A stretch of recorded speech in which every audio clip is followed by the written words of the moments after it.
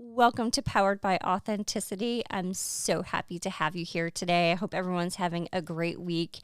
And I am just really excited about the conversation we're going to have today. I am joined by Amanda Faidley. Amanda, welcome to Powered by Authenticity. Thanks so much. I'm thrilled to be here with you. I'd love for you to introduce yourself to our listeners. Sure.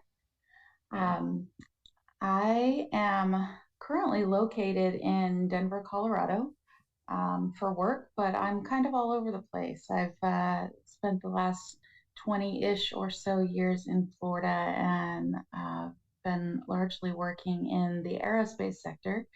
I have an engineering education and space systems management lumped on after that. So aerospace and the space industry is my world, and I'm super passionate about women and all types of diversity within this field. So that's what I'm excited to talk to you about Yeah, and with you about today. that's so exciting. It's I can't wait to hear your perspective on being a woman in the aerospace sector. I can't wait. Well, as we normally do here at Powered by Authenticity, we always like to do an icebreaker. So, Amanda, do you have a favorite fall meal? Such a great time to ask that right here, the week of Thanksgiving, when all the goodies are popping up. I would say, though, one of my absolute favorites for all of fall is getting some nice, warm, homemade, creamy soups.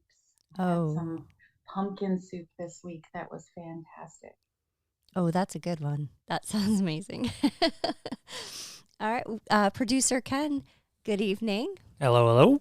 What about you? What's your favorite fall meal? Well, she touched on it. I love Thanksgiving dinner. Can't go wrong. Yep, all of the classics. Yep. And I know it's up in the air as to whether or not anyone likes it, but I love green bean casserole. So, you know, Definitely. when the ones that don't like it, it's more for me. Amanda, are you team green bean casserole? Absolutely. All Me the way. Me too. I love it. And I Thanksgiving is the traditional fall meal. Love every aspect of it. There's nothing better. But one of the best parts is actually the leftover pie on Friday morning for breakfast. Mhm. So I love that too. Well, Amanda, I hope you're gearing up for a great Thanksgiving week and are looking forward to a little time off as well.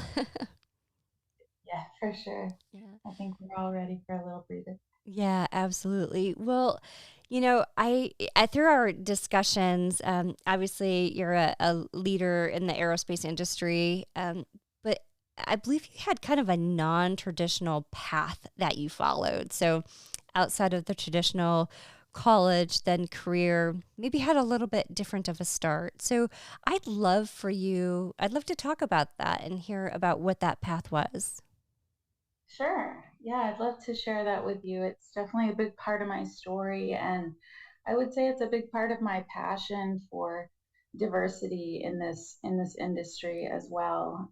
When I was growing up, I was that kind of nerdy kid who got the straight A's all the time and really enjoyed learning and school and all of that. But when high school hit, everything changed for me, and I went a little wild in my high school years, and not just a little, maybe a lot. And I actually only made it about halfway through high school, and I ended up moving out of my house at a very young age. I got very involved in drugs, and that was the 90s. So I was in the rave scene and just partying and not focusing on really anything other than that.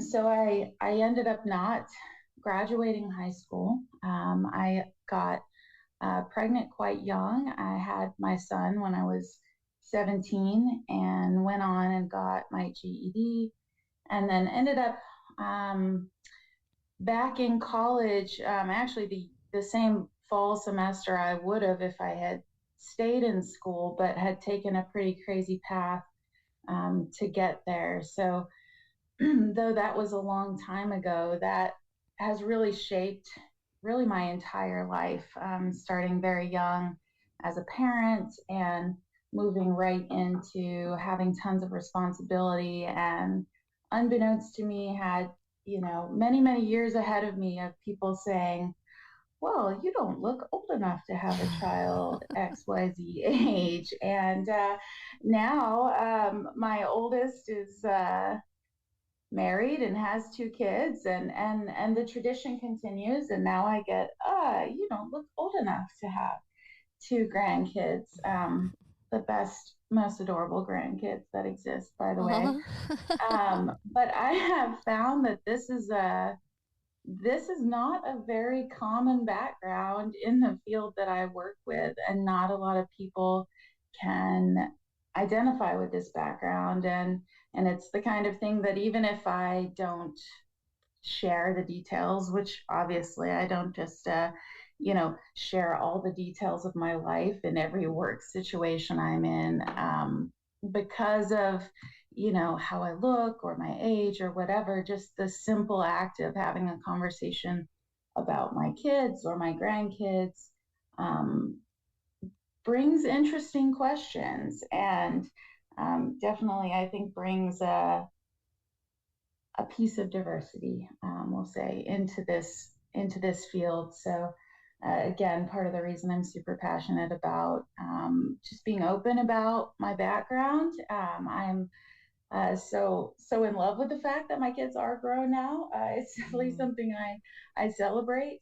But not everyone can wrap their minds around it, and I think it's a great thing for people in this field or in any STEM field to consider and look around and think about, all the different backgrounds that people might have around them that they might not realize, and how they might um, make inclusive environments for all types of stories and backgrounds that have ended up people, being leaders in aerospace or any other field. Yep. Yeah. First of all, congratulations, because one, you persevered and went to obtain that GED. And I have to say, so I had right out of high school, I did not go right to college. I had Ken, and then found technology because there was a local computer shop where I could bring the pack and play.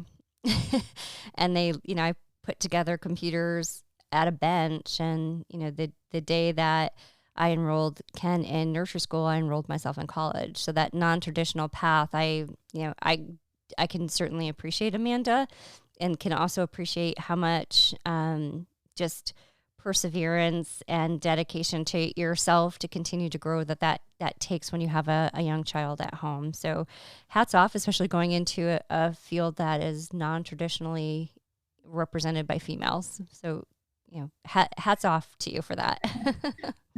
Thanks. Yeah, it definitely wasn't an easy road getting an aerospace engineering degree with a toddler in tow. And I love that you shared your story, because that is, to me, like the whole point, which is there are many women that have a non-traditional path, and is often influenced, not always, but often influenced by somehow caretaking for a child or a family member or that sort of thing. And this is that, sort of silent, unpaid work that makes our resumes look a little bit different, and our experience that we bring to the workplace even looks a little bit different, and I would argue is often very rich, because of the experiences that we have, um, caring for others, and doing all sorts of things outside the workplace that we're then able to bring in as another skill set.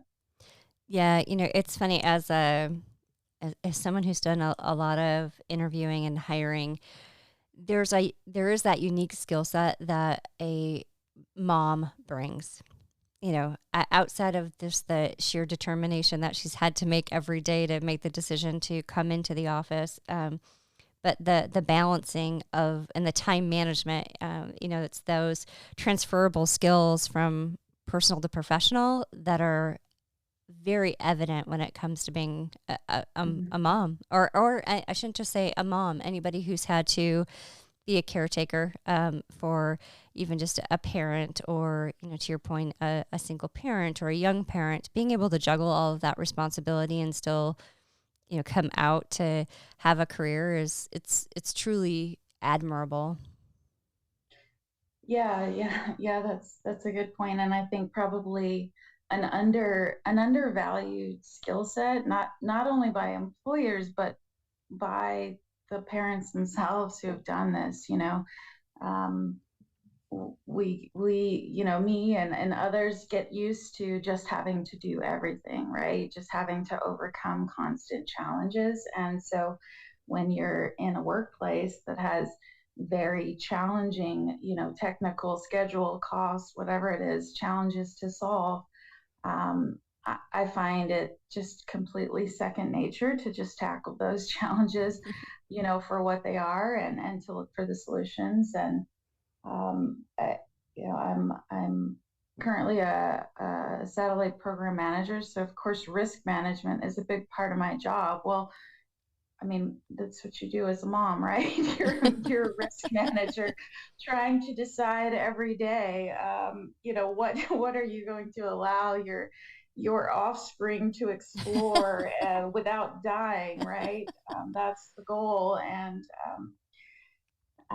those certainly aren't easy things to balance. And I also, after I started into aerospace, I ended up leaving after a few years, and homeschooling and kind of working some part-time aerospace jobs on the side, but outside of the industry, more in the educational industry. And so coming back to the industry after 8 years, it was very much influenced by, those years of parenting and just doing the things that you do as a woman, or as any parent.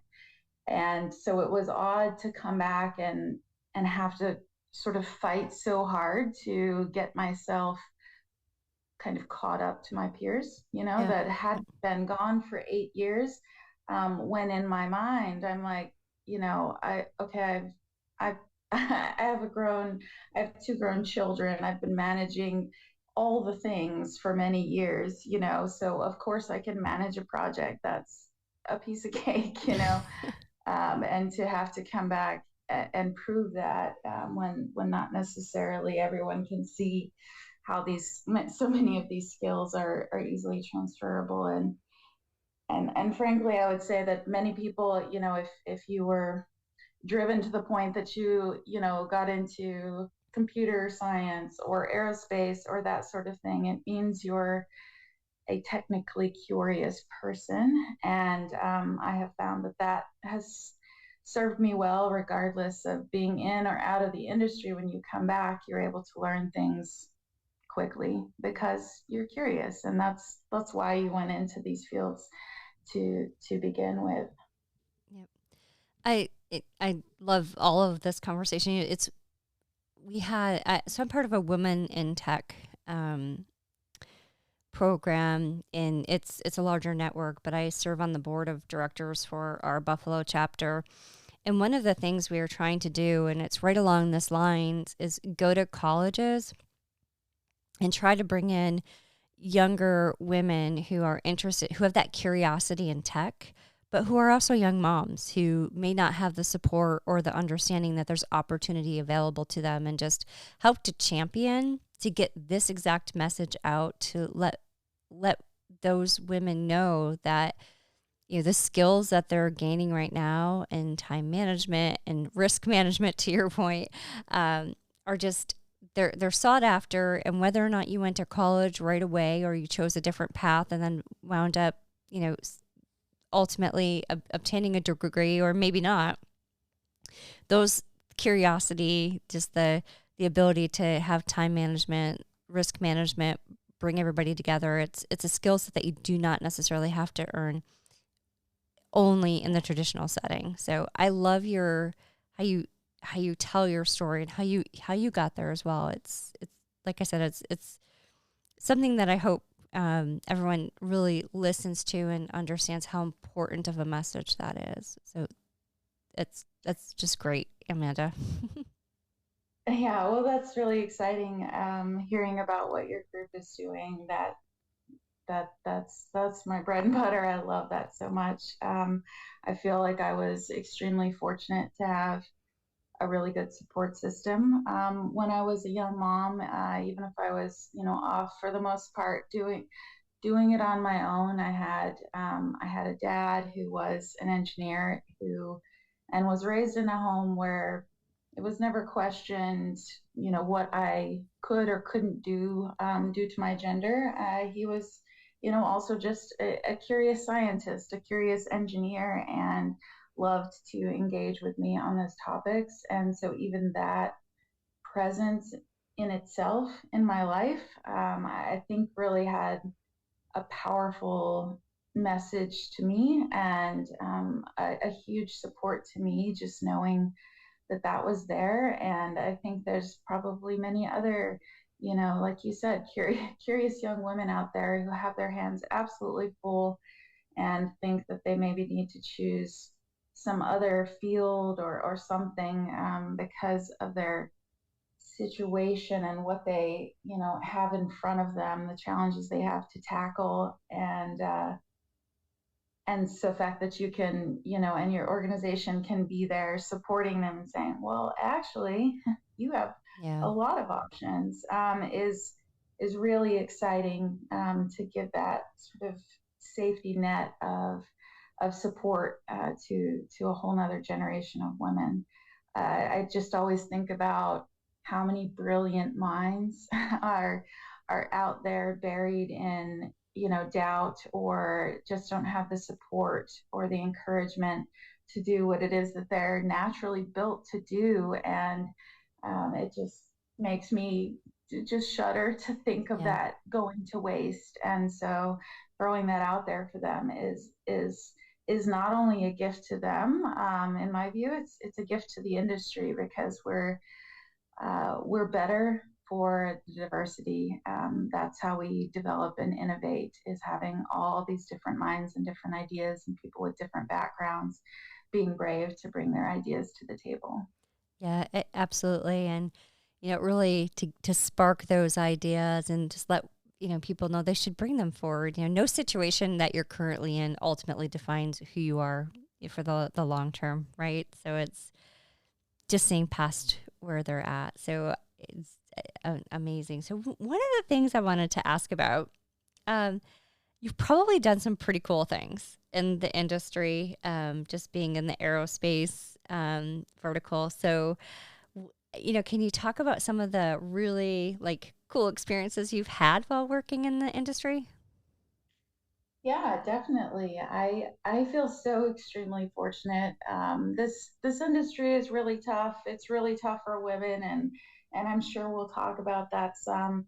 But I'm kind of an adrenaline junkie, I guess. That's probably part of what makes me interested in aerospace, because it's exploring the unknown and things that are far beyond what are in front of us every day. And aerospace has not disappointed in that way for me. I've had some really cool chances to be a part of some industry firsts. I had the opportunity to work on the industry's first mass production line for satellites, and being a part of that and kicking out hundreds of satellites was super cool to be a part of that. I've had the opportunity to support a bunch of launches, many at Kennedy Space Center.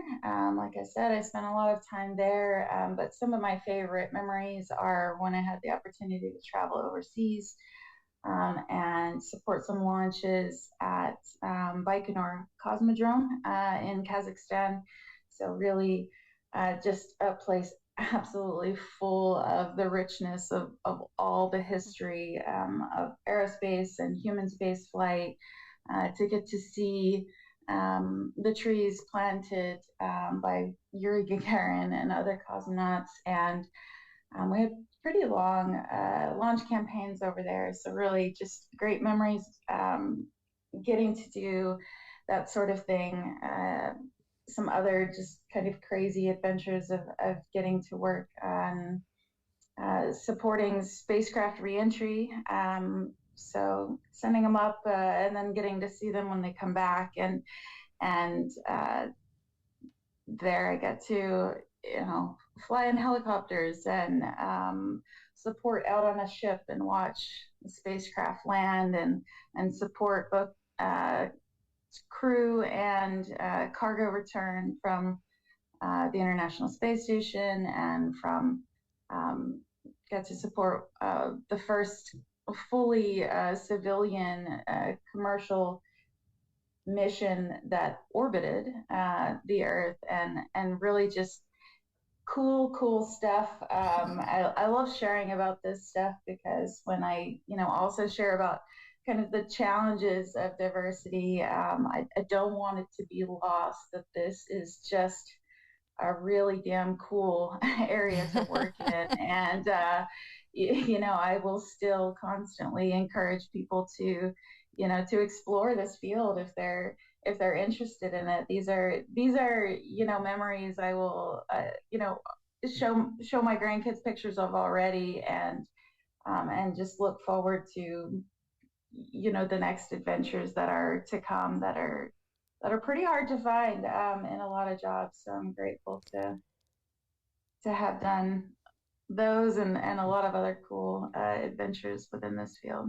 Well, your passion definitely shines through as you're talking about it, and I can't imagine the adrenaline in helping, you know, the astronauts return. I just that has to be such a Oh unique yeah. experience that they're back safely, and you helped with that. I mean, I can't imagine. Just it has to be a sheer adrenaline rush when that moment hits. I Oh can't yeah, imagine. absolutely. I mean, the first time I saw the the trail in the sky at night, and out there on a boat, in the middle of the ocean, and realizing, oh my gosh, like there she is, and it's getting ready to land, and sure enough, a few minutes later, there she is, and it's all very fast. It doesn't take long for the recovery ship to be right there, and pulling the capsule aboard, and opening the hatch, and there they are. It's yeah, very very cool experiences. I'm really glad to have been a part of, with really cool teams, with very very diverse backgrounds that are super fun to work with. Yeah. Oh, cool. So, with that, I mean, these are amazing things, but keeping in mind, and to your point, highlight the positives, like your passion for this, like I said, just was shining through and talking about it. I'm sure, though, being, one of the, few females that are probably present at moments like this, how have you managed to really maneuver through the challenges that come with being one of those few females in the room? Are there things on a that you've had to really manage to get through from a challenge perspective as you're working on these amazing projects that you love, but you need to kind of find the clarity through a lot of clutter, I'm sure. Yeah, yeah, absolutely. I think that will probably be a journey throughout my entire career. And certainly there have been some really painful moments, throughout, as a result of, perhaps lack of diversity, or unconscious bias, that sort of thing. When I graduated college, at the time, the percentages of female and male, like there still weren't very many of us, but I didn't really feel it in college. It wasn't the same as it is in industry. And um, I when I graduated with honors, summa cum laude, and didn't realize that later on in my career, that sort of drive, whatever that thing is that pushes me towards high standards or excellence and that sort of thing, um, would be almost, as a female, almost a hindrance in my career, almost making things harder. As a woman in a male dominated field, you sort of already stand out, and in ways that you don't necessarily want to stand out. I'm an introvert. I currently manage a big program, so I interact with a lot of people, but um, overall, I am very much an introvert, and so don't go out of my way to draw attention. But when you have these sort of things, they make you stand out, and I've found that they can bring women often struggle with getting a different set of expectations put on them, Yep.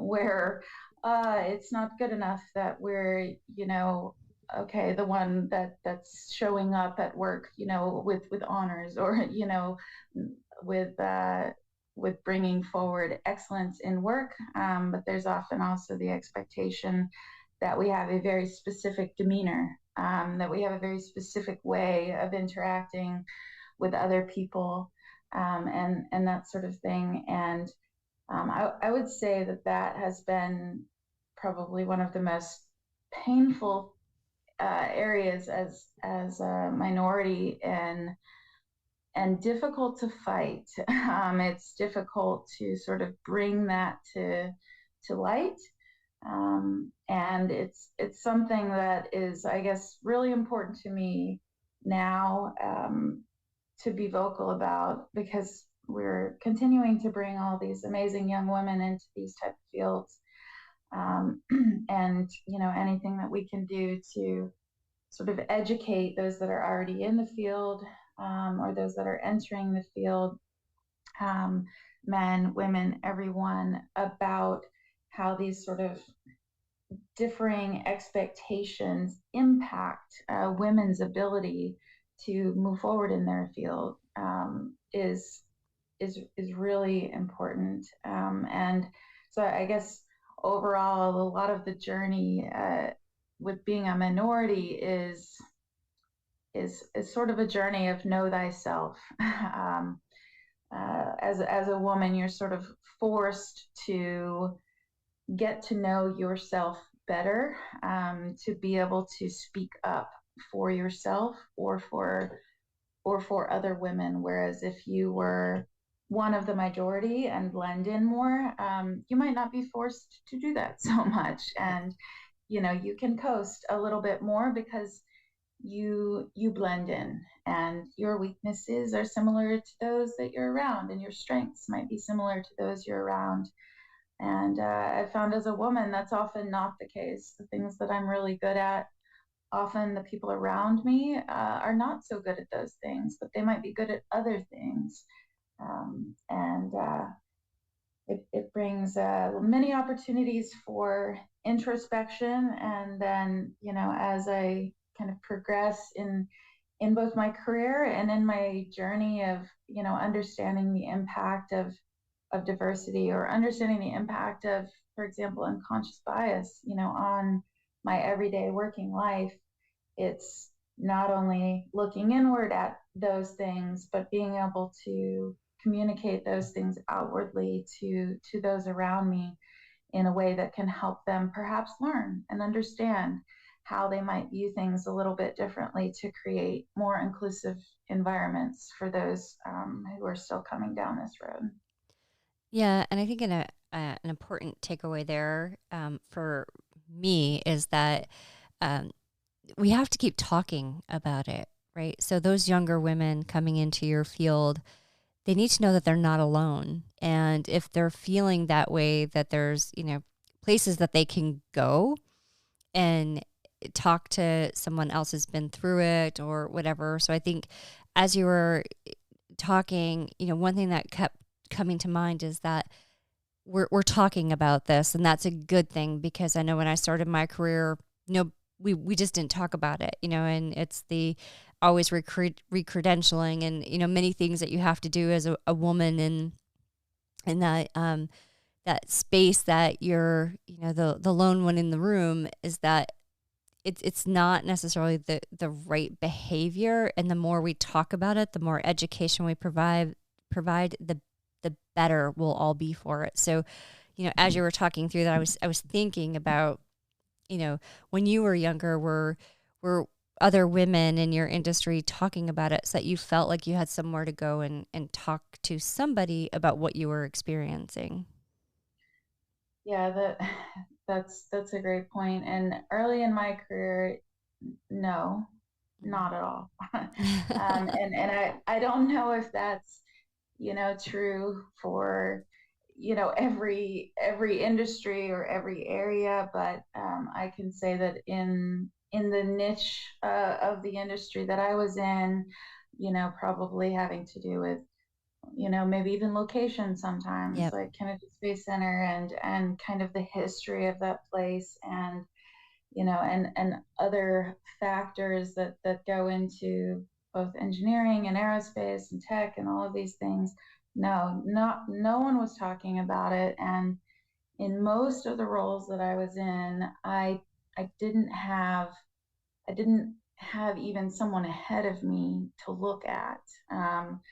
Someone that was further down the line and, had a similar technical background, a woman who kept going. And, over time, I really just got the impression that women were leaving, Yeah. that women were leaving and they weren't staying, because certainly they existed at some point. I went through school with them, and I know they went through school years before I was ever there, but they just weren't there anymore. And um, so, yeah, I think what you're doing, with your podcast and just talking about it is extremely important, because, it's sort of the how things compound themselves. But, often as women, we doubt ourselves more.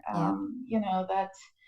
That that body of research that's been done, that women won't even apply to a job unless they've met 80% of the criteria, and often men will apply to the job with whatever the number is, 20% of the criteria, or 30%.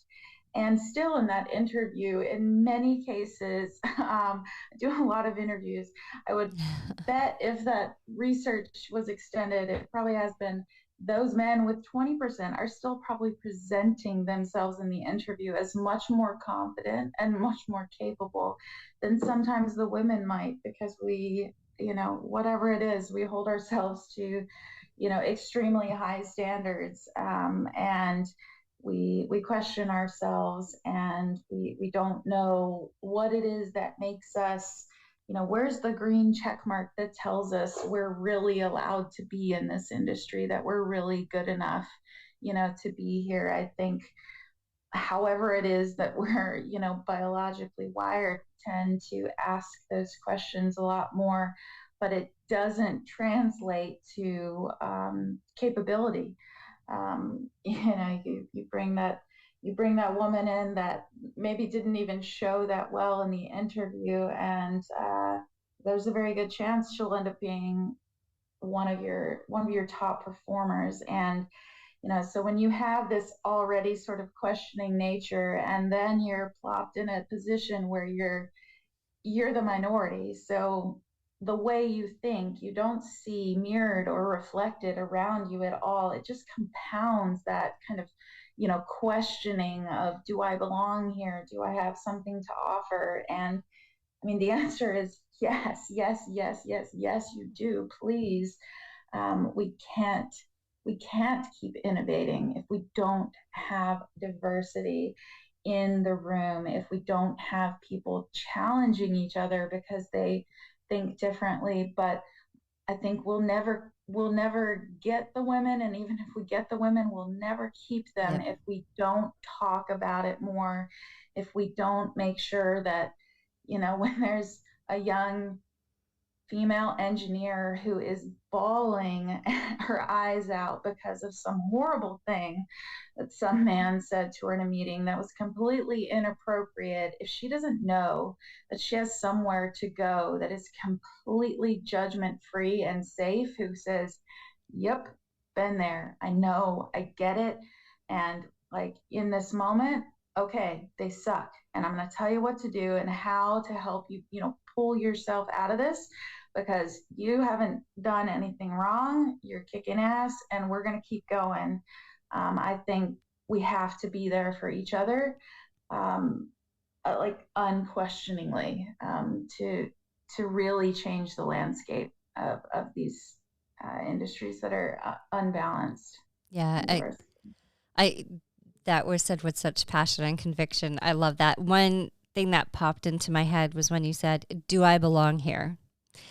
And the answer is no matter where you're at, you always belong there, right? Even if you're younger and you're trying to work your way up and you apply for a reach position, yes, you deserve that opportunity. You deserve to be there. And, I think that's an amazing question to take a step back. And as you're thinking through it, let the answer be yes, you do belong there, because we need diversity. We need the different mindset. And to your point, growth and innovation can't occur if it's the same people at the table all of the time.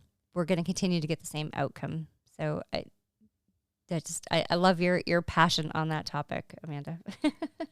Yes, it's definitely, a hard one. But absolutely, I feel like if I've had to go through many of these battles, and I'm sure you've faced many of these battles Mhm. too, I just can't bring myself to let it go to waste. I need to know that someone younger is who's on this path is benefiting from that, Yep. whatever we've gone through, right? And I feel like it was a long time before I got to a place where I, with complete, conviction, can say, this is my industry. Aerospace belongs. This is me. This is Yeah. mine, and this is my passion. This is not Amanda, acting enough like a man so that she can be accepted and fit in and get the privilege of getting a place here. No, no, that's not the way it works.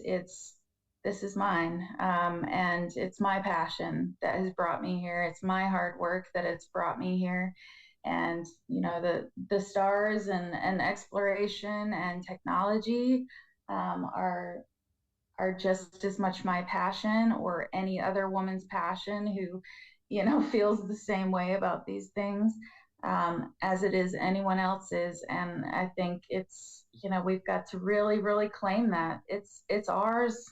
It's ours, and it's too late for anyone to take that away from us. So now we just need to help those that are in it to have safer and healthier work environments, so that they can, chase those passions without so much distraction and so much extra burden on their shoulders to have to carry all this stuff, so they can just focus on innovating and doing all the cool things that we want to do next.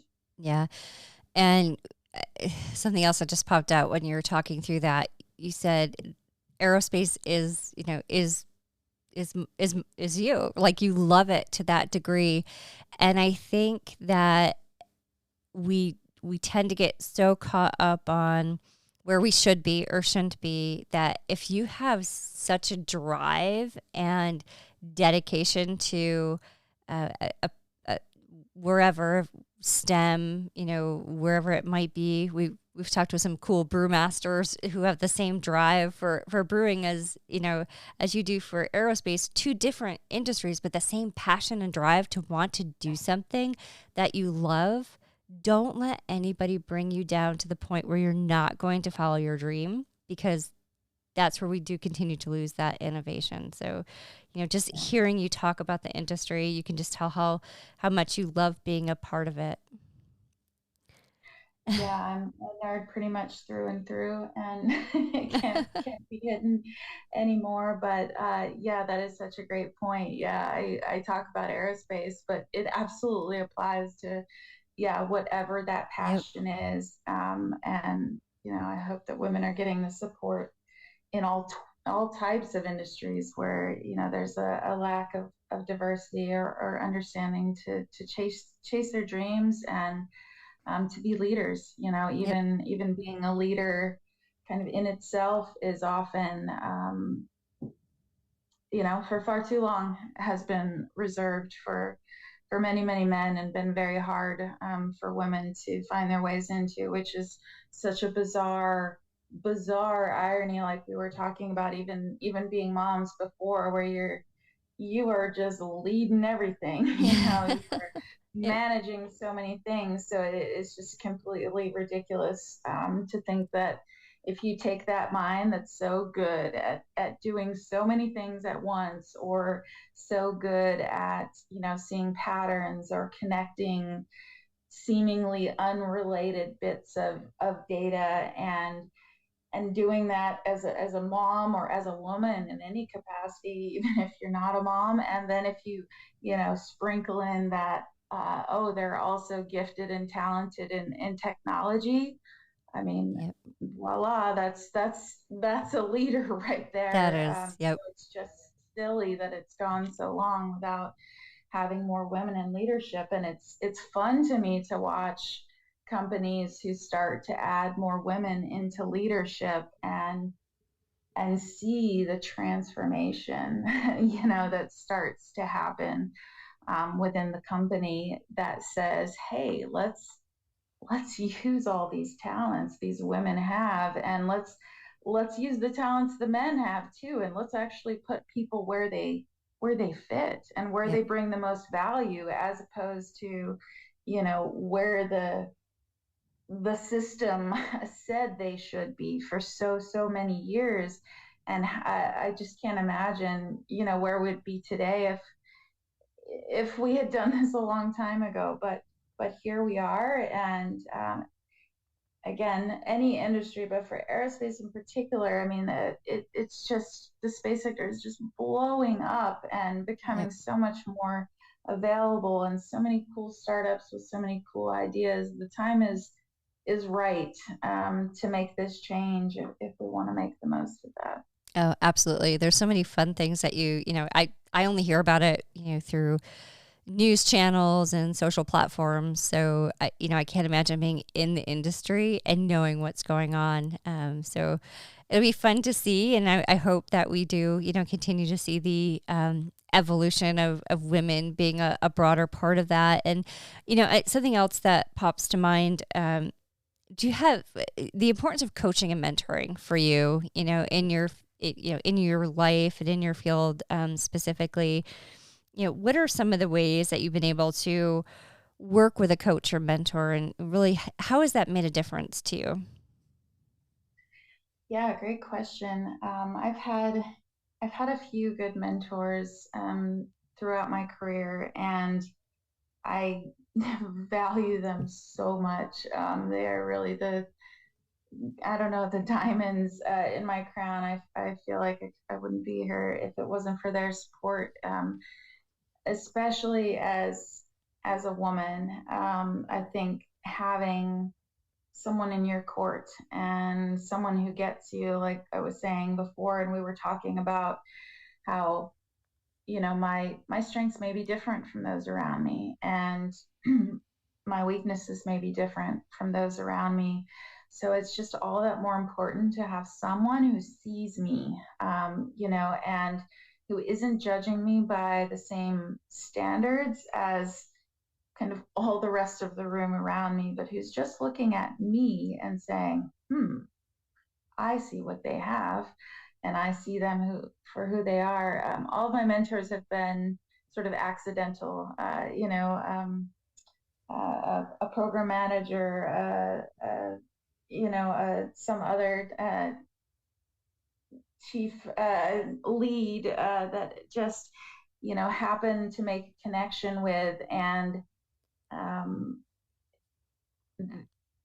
they can help to drive that path for anyone, or for a woman to be herself, and sort of rest easy from some of the additional crap that comes with being the only one in the room of your kind. And so I definitely encourage anyone, who happens upon someone who seems like a good mentor, who seems to take the time to connect, to really invest in those relationships, because it's made all the difference for me. And there's really nothing better than, when I'm struggling with something, I know that I have, this small core group of people, whether it's, both at my current company and from past companies, that I can reach out to, that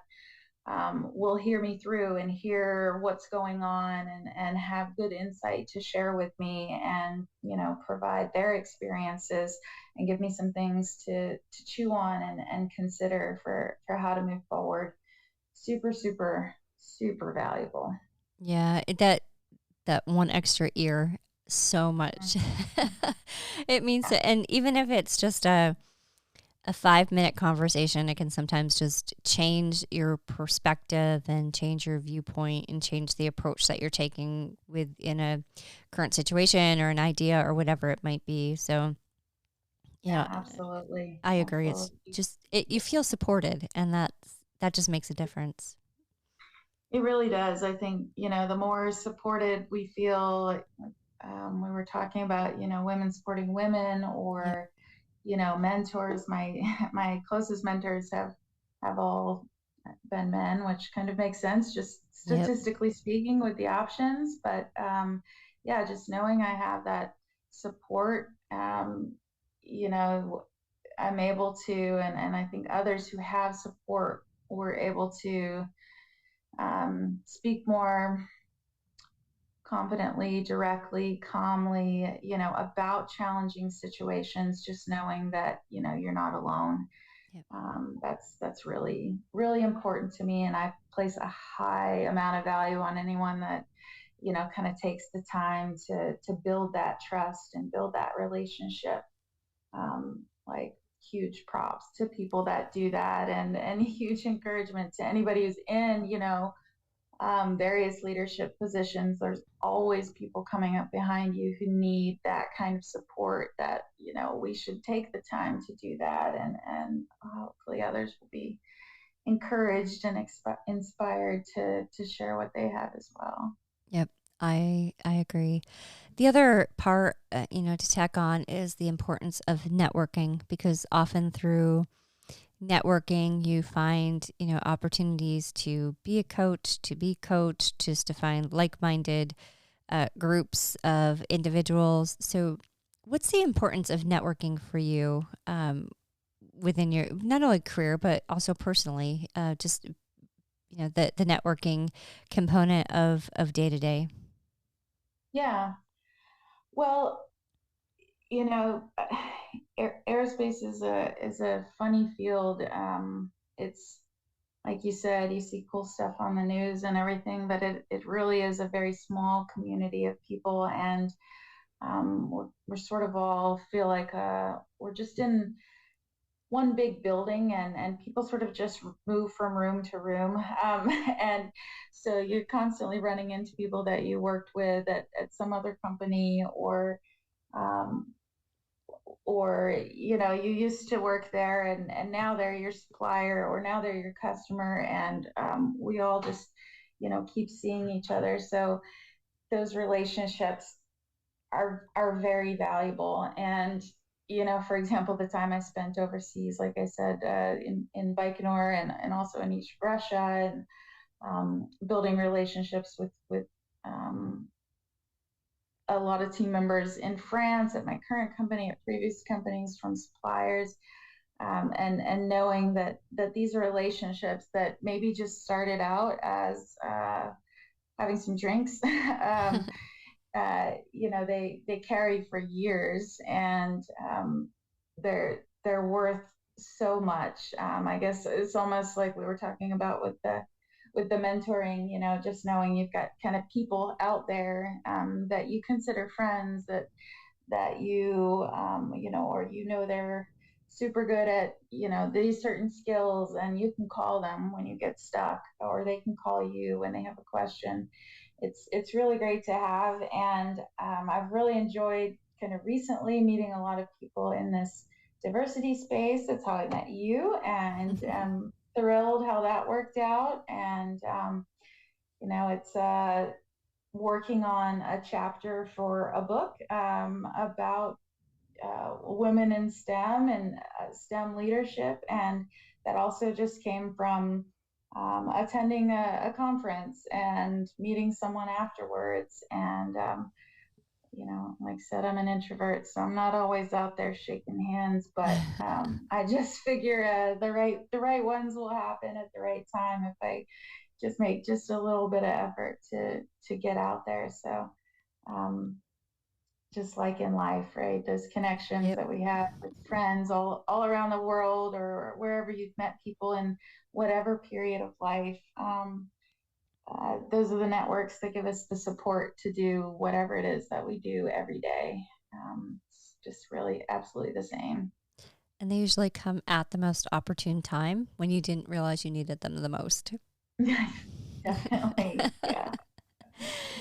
Well, what's next, Amanda? What's on the horizon for yourself, your career? What's next? Yeah, well, in my most immediate future, in my current role, I've got my baby is going to fly soon, and the spacecraft I've been managing is set to launch in Q1 2024. So pretty excited about that. Pretty heads down, getting her to the finish line, and looking forward to that, and also looking forward to a new role I'm pretty excited about moving into at my current company. And then also kind of what we're doing right now is something I'm really excited about, and I'm excited about the book launch that'll be coming up. The title is The Evolution of Leadership in STEM, Women Catalyzing Change. And that's what I hope we're doing here today. And I've got some other book projects in working on a website to sort of ties some of those efforts together with some of the things you were talking about, passion for young women that um, may have these interests in STEM, as well as a lot of other things in that area of diversity. I'm excited about all these projects, and the ones that are coming up behind them. Well, that's a lot on the horizon. So Always. I know, I know. I'm excited about the opportunity to continue our work together. Me too. Yeah, I'm really looking forward to continue conversation around driving equity and inclusion, and talking about the changes we need to make as leaders and the opportunities that we have to foster growth in our own prospective careers within STEM. But I think also be a catalyst for change across all of the career paths that really right now do not have an equal representation from women that really would benefit from it. So I'm looking forward to partnering with yourself and many others on some of these upcoming things that you have on the horizon. Thanks. Yeah, and really just huge kudos to you for kind of kicking off this whole podcast that you're doing, and all of the work that you're doing there in Buffalo. It's really an inspiration to me. And some of these other projects, and doing some real estate stuff too, but I know every one of those is starts as a cool idea, but then ends up taking a whole lot of work to actually make it happen. And so, I've had the easy part here of just showing up, and you've built all the framework, and got all the studio and all of that to make it so we can talk about these topics, and that's so exciting to me that we're in a time and a place that we can actually do that. And I'm sure you had similar early in your career where people just weren't talking about it. So it's really exciting. We get to be here now doing this. Yeah, and the unfortunate part is there's so many people who are still afraid to have open conversation um, on, not this topic, but other uncomfortable topics which need to be had in the workplace in order to make growth and, really let everybody live up to their full potential. So I'm happy to use the platform. And, Amanda, I have to say it's kind of full circle. I wouldn't be, I'm not here by myself. I'm here with producer Ken, and there's some fun moments with that. That's so cool. Well, Amanda, thank you so much for joining us today. I really appreciate it. I know it's Thanksgiving week, and weeks are busy, and I know you've got on a lot on your plate. But I appreciate you sharing your story and talking about what it's like in the aerospace industry and just as a whole of being a young mom and really forging ahead to be a leader and be a voice for women everywhere. So I really appreciate you taking the time today.